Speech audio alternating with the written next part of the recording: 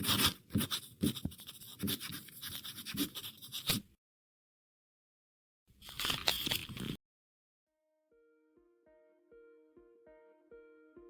was iron and wheat which civilized men and ruined humanity. लोहे और अनाज ने इंसान को मुहज़्ज़ब तो बना दिया, मगर इंसानियत को तबाह कर दिया। ये बात सुनने में अजीब लगती है ना? अगले 6-7 मिनट में आप समझ जाएंगे कि रूसो ने ये क्यों कहा। ऐसी ही अजीब मगर कड़वी सच्ची बातों ने रूसो को पॉपुलैरिटी दी, और देखते ही देखते वो ना सिर्फ फ्रांस बल्कि पूरे फ्रेंच रेवोल्यूशन और यूरोप का एक बड़ा थिंकर बन गया। आज का ये एपिसोड रूसो और इनकलाब के नाम। इस वीडियो को एंड तक देखें और नेक्स्ट लेक्चर्स के लिए चैनल को सब्सक्राइब करें। रूसो 1712 में जनेवा के एक गरीब वॉचमेकर के घर पैदा हुआ। उसकी पैदाइश के बाद उसकी माँ चल बसी। ये दुख हमेशा के लिए उसके दिल में बैठ गया। कहीं ना कहीं वो खुद को अपनी माँ की मौत का जिम्मेदार समझता रहा। रूसो बहुत कम उम्र में बड़े बड़े स्कॉलर्स को टक्कर देने लगा। हालांकि इसे कोई प्रॉपर यूनिवर्सिटी एजुकेशन नहीं मिली थी। इसने खुद ही अपने आप को पढ़ाया और एक बेहतरीन स्कॉलर बना।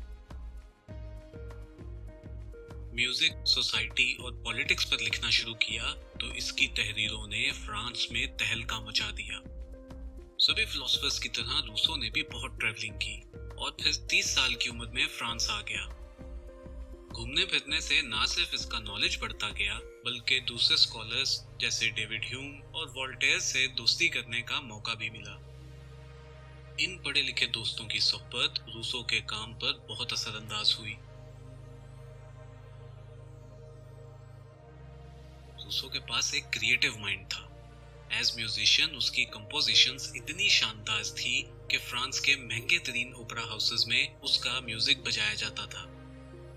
मगर उसके बारे में यह भी कहा जाता है कि वो एक जिद्दी और अनकम्प्रोमाइजिंग आदमी था और इतनी क्रिटिकल सोच रखता था कि उसने फ्रेंच सोसाइटी और सारी यूरोपियन मॉडर्निटी का कचरा करके रख दिया।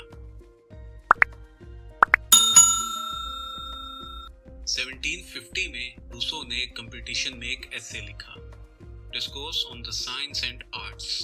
इस एसे से ही रूसो को असल पॉपुलैरिटी मिली। इसका एक सेंटेंस बहुत वायरल हुआ, और souls have been corrupted in proportion to the advancement of our sciences and our arts। यानी हमने साइंस और आर्ट्स में जितनी तरक्की की है, हम इखलाकी और रूहानी तौर पर उतने ही करप्ट हो गए हैं। हम पहले इतने मटेरियलिस्टिक नहीं थे। मॉडर्निटी ने हमारे शऊर को तो बेदार कर दिया है, मगर साथ ही हमें मादा परस्त और लालची बना दिया है।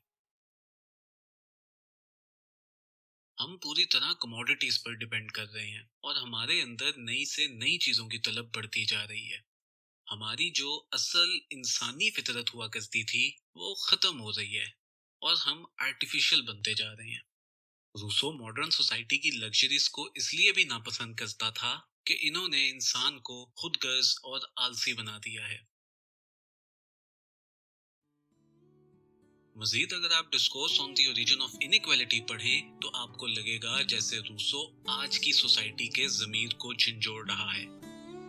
जैसे वो कह रहा है कि हम ज़हीन तो बहुत हो चुके हैं, लेकिन हमारी जहानत हमारा गुरूर बनती जा रही है। हमने दुनिया के राज मालूम कर लिए, लेकिन फिर खुद को दुनिया का मालिक समझने लगे। हमने सहूलतें तो बहुत बना ली, लेकिन खुशियों का गला घोंट दिया।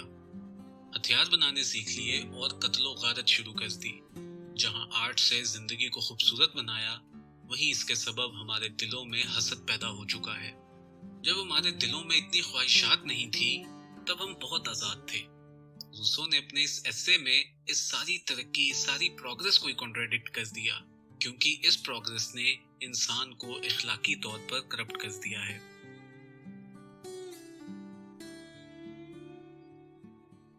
अब साइंसेस और आर्ट से भी अगर एक कदम पीछे जाएं, तो रूसो ने उस फाउंडेशन को पकड़ा जिस पर मॉडर्न सोसाइटी खड़ी हो रही थी, यानी रीजन। रूसो का दौर इनलाइटनमेंट का दौर था। ये वो जमाना था जब रीजन और ह्यूमन इंटेलिजेंस से दुनिया को समझा जा रहा था। यूरोपियंस तेजी से तरक्की कर रहे थे और उन्हें अपनी तरक्की और नॉलेज पर बहुत नाज था। साइंस उनकी जिंदगी आसान बना रही थी और उन्हें उन सवालों के जवाब दे रही थी जो मजहब कभी ना दे सका। अब लोगों को खुदा से ज्यादा अपनी जहानत पर यकीन होने लगा। रूसो देख रहा था कि यूरोपियंस अपनी एज ऑफ इग्नोरेंस से निकलकर एज ऑफ रीजन में दाखिल हो चुके हैं। जहां हर तरफ इन बातों की तारीफें हो रही थी, वही रूसो इतना बदमाश निकला कि उसने इस पूरे इनलाइटनमेंट प्रोजेक्ट को ही उठाकर टोकरी में फेंक दिया। उसे तो इनलाइटनमेंट की असल बुनियाद यानी रीजन से ही मसला था। यही रीजन जब तक जागी नहीं थी, तब तक इंसान सिंपल और नेचुरल थे। उनमें बराबरी थी, हमदर्दी थी, फेथ था। लेकिन इस रीजन ने आके सब खत्म कर दिया। इसने हमारी इंसानियत की बुनियादें हिला दी। जैसा अभी आपको बताया कि मॉडर्न सोसाइटी में लोग करप्ट और आर्टिफिशियल बन गए। लेकिन अब क्या हो सकता है?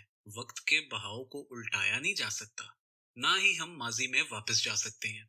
तो रूसो किसी तरह इस सोसाइटी में रीजन और अथॉरिटी को साथ जोड़ना चाहता था। इसीलिए उसने जनरल विल का आइडिया दिया। यही जनरल विल असल अथॉरिटी की बुनियाद है। थ्योरी ऑफ जनरल विल बहुत फैसिनेटिंग है, हम इसे सेकंड पार्ट में कवर करेंगे। खैर, अभी ये समझ लें कि ये इनइक्वालिटी, लालच, हसद जो सोसाइटी का हिस्सा बन चुका है, रूसो इनको क्रिटिसाइज करता चला गया। Discourse on the arts and sciences और discourse on the origin of inequality among men, इन दो डिस्कोर्सेस का जिक्र तो हम कर चुके, मगर रूसो की राइटिंग्स की एक लंबी लिस्ट है। और दिलचस्प बात यह है कि इस लिस्ट में सियासत पर लिखी गई किताबें कम हैं। उसने और बहुत से सब्जेक्ट्स पर लिखा, जैसे म्यूजिक, आर्ट्स, साइंसेस, हिस्ट्री और एजुकेशन, और यहाँ तक के नॉवेल्स भी लिखे। रूसो का काम बुक्स और एसेज और कमेंट्रीज की शक्ल में था। इनमें से सबसे फेमस द सोशल कॉन्ट्रैक्ट है। जिंदगी के आखिरी सालों में उसने एक ऑटोबायोग्राफी भी लिखी, जो कन्फेशंस ऑफ रूसो के नाम से पब्लिश हुई। रूसो को भी दूसरे थिंकर्स की तरह जिंदगी में शदीद तनकीद और सजाएं बर्दाश्त करनी पड़ी। जाहिर है, जो इंसान समाज को आईना दिखाए, उसे नफरत का सामना तो करना ही पड़ता है। इसको मारा पीटा गया, सजा दी गई और जिनेवा से भी निकाल दिया गया। 1778 में रूसो फ्रांस में था जब उसकी मौत हुई।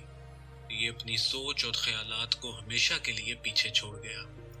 फ्रांस के लोगों को आज़ादी और बराबरी का ऐसा सबक पढ़ा के गया कि सदियों पुरानी बादशाहत टूट कर बिखर गई। आज भी जहां फ्रेंच रेवोल्यूशन का नाम लिया जाता है, वहां रूसो का नाम जरूर आता है। So this was a brief and simplified summary of Rousseau's life. Video अच्छी लगी तो लाइक करें। Next parts will cover the key components of Rousseau's thoughts, especially the idea of general will. इससे पहले मैं जिन थिंकर्स पर वीडियोस बना चुका हूँ, उनका लिंक आपको यहाँ पर मिलेगा। तो चैनल को सब्सक्राइब करें, बेल आइकन को प्रेस करें और दिल खोल कर इस चैनल को सपोर्ट करें। अल्लाह निगहबान।